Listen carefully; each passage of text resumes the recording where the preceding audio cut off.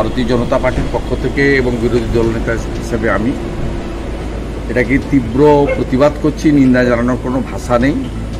এবং আমরা বিরোধী দল যেভাবে আক্রান্ত হই, বিরোধী রাজনৈতিক কর্মীরা নির্বাচনের আগে পরে এবং সারা বছর যেভাবে আক্রান্ত হই, আজকে পশ্চিমবাংলায় সাধারণ নাগরিকগণের যে সুরক্ষা নেই, তারাও যে আক্রান্ত হন, এই ঘটনা আজকে চোখে আঙ্গুল দিয়ে দেখিয়ে দিয়েছে। এবং প্রতিবাদী জনতা, সচেতন নাগরিক, এরা কাউকে ছাড়ছে না। এবং যে বর্বরচিত ভাষায় আজকে মাথা ভাঙার দৃশ্য পশ্চিমবঙ্গের লোক দেখেছে, এটা একটা কথাই বলা যায়, ছি মমতা, ছি মমতা। এবং মুখ্যমন্ত্রীর সমস্ত দায়ভার কাঁধে নিয়ে পদত্যাগ করা উচিত। মাথা ভাঙার ঘটনা আমরা জানি, কোচবিহারে যে রাজনৈতিক দুর্বৃত্তায়ন হচ্ছে পুলিশের মদতে, এটা তার একটা খণ্ডচিত্র। এবং এটা হয়েছে গত 28শে আগস্ট মাননীয় মুখ্যমন্ত্রী তার পার্টির ক্যাডারদেরকে ফোঁস করতে বলেছিলেন। তারপরে অশোকনগরের নেতা থেকে শুরু করে বাঁকুড়ার সাংসদ থেকে শুরু করে আমি নিজে সোশ্যাল মিডিয়ায় পোস্ট করেছি, ক্যানিংয়ের এমএলএ পরেশরাম দাস যে ভাষায় থ্রেট করছে, স্বাভাবিকভাবে তার ফলশ্রুতিতেই আজকে মাথাভাঙ্গা ব্লকের তৃণমূল কংগ্রেস সভাপতি বিশ্বজিৎ রায়ের নেতৃত্বে অন ক্যামেরা সাধারণ মানুষের উপরে অত্যাচার হয়েছে, যেখানে কোনো রাজনৈতিক এজেন্ডা ছিল না, রাজনৈতিক দলের পতাকা ছিল না, সাধারণ মানুষ হয়েছে। এবং সবচেয়ে লজ্জাজনক, মাথাভাঙ্গার যিনি আইসি আছেন হেমন্ত শর্মা, থানা থেকে 100 মিটারের মধ্যে ঘটনা ঘটেছে। মাথাভাঙ্গা শহরের মধ্যস্থল চৌপতি বলে যে এলাকা, ওইখানে ঘটেছে, যেখানে এই ঘটনা ঘটেছে।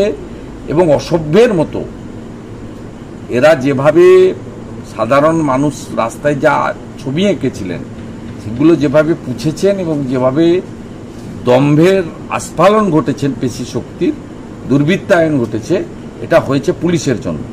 এবং এইটা যে আক্রমণের ঘটনা ঘটবে, এটা জেলার পুলিশ সুপার দ্যুতিমান ভট্টাচার্য জানতেন। তিনি স্থানীয় আইসিকে বলেছেন তৃণমূল কংগ্রেসের কোনো জমায়েত, বিক্ষোভ, বাধাদানে বাধা দেওয়া যাবে না। হেমন্ত শর্মা, তার হাত পা কার্যত বেঁধে দেওয়া হয়েছিল এসপির নির্দেশে। এবং এই কাজগুলো অরবিন্দ মিনা, ওখানকার ডিএম আর জেলা পুলিশ সুপার মিলেই করছেন। এবং এর বিরুদ্ধে ভারতীয় জনতা পার্টিও সর্বাত্মক লড়াই করবে।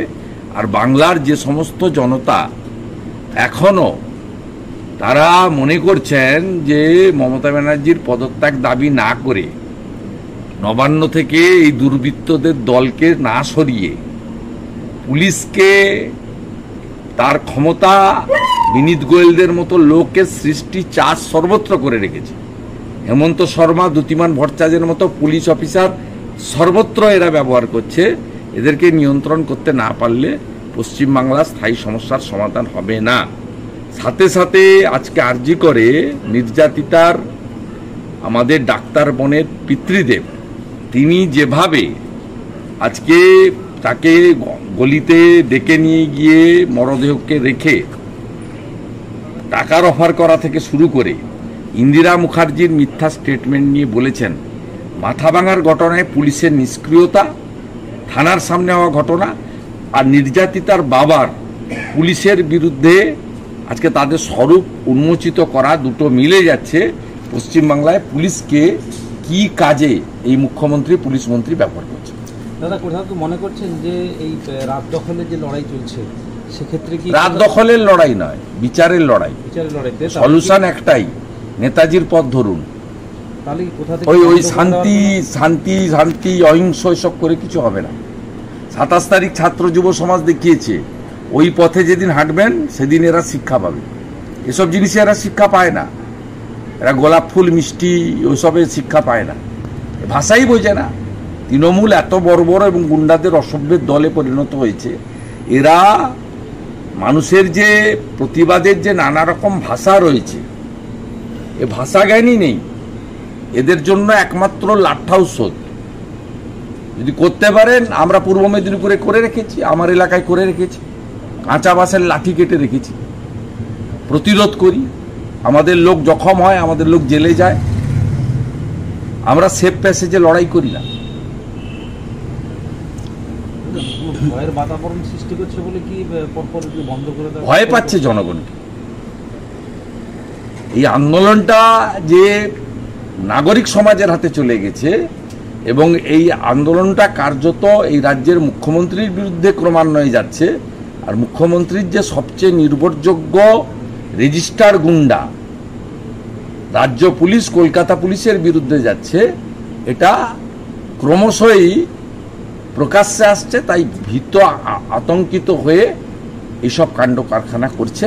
কিন্তু আমি সচেতন নাগরিককে বলবো, পতাকা ধরার দরকার নেই, আন্দোলনটা করুন নেতাজির পথে, তাহলেই শিক্ষা হবে। এবং দাবিটা তুলুন, দফা 1 দাবি 1 মমতা ব্যানার্জির পদত্যাগ, এর কোনো বিকল্প নেই। পুলিশ কাড়িয়ে নেন, তৃণমূলের সব পালাবে, সব গুন্ডামুক্ত হয়ে যাবে পশ্চিমবঙ্গ, এবং গুন্ডামুক্ত জনগণই করে দেবে। এবং আমরা মাথাভাঙা নিয়ে কর্মসূচি নেব, প্রয়োজন হলে মাথাভাঙার বিধায়ক সুশীল বর্মনের সঙ্গে আমি কথাও বলবো এবং আগামীকাল আপডেট করব।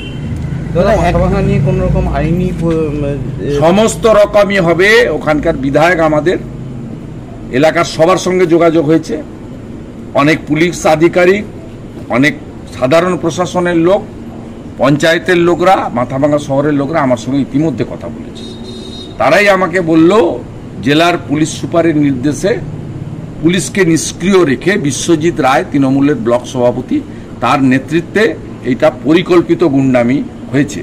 এবং এটা হয়েছে 28 তারিখে মুখ্যমন্ত্রীর মেয়র রোডে ফোঁস করার ফলশ্রাম দাসের বিরুদ্ধে ব্যবস্থা নিতেন, সরাসরি ডাক্তারদের হুমকি দেওয়া অরূপ চক্রবর্তীর বিরুদ্ধে ব্যবস্থা নিতেন, অশোকনগরে কাউন্সিলরের স্বামীকে লোক দেখানো সাসপেন্ড নয়, যদি গ্রেপ্তার করাতেন তার পুলিশকে দিয়ে, তাহলে আজকে বিশ্বজিৎ রায়ের এই ক্ষমতা হতো না।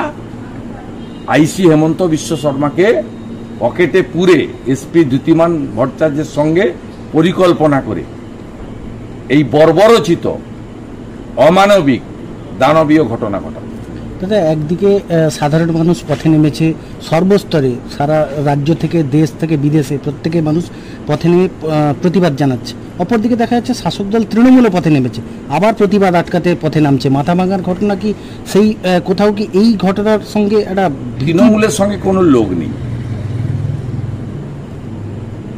জামাতের লোকরা হাঁটছে আজকে কাঁথির মিছিলে, দেখেন তো, জামাত শিবিরের লোকরা ছিল, আর কিছু চোর চিটিংবাজ ছিল যারা চুরি চামারি করে খায় পঞ্চায়েত পৌরসভায়। কোনো ভদ্রলোক ছিল নাকি? কারা ছিল যা আজকের মিছিলে? জামাতের লোকরা ছিল।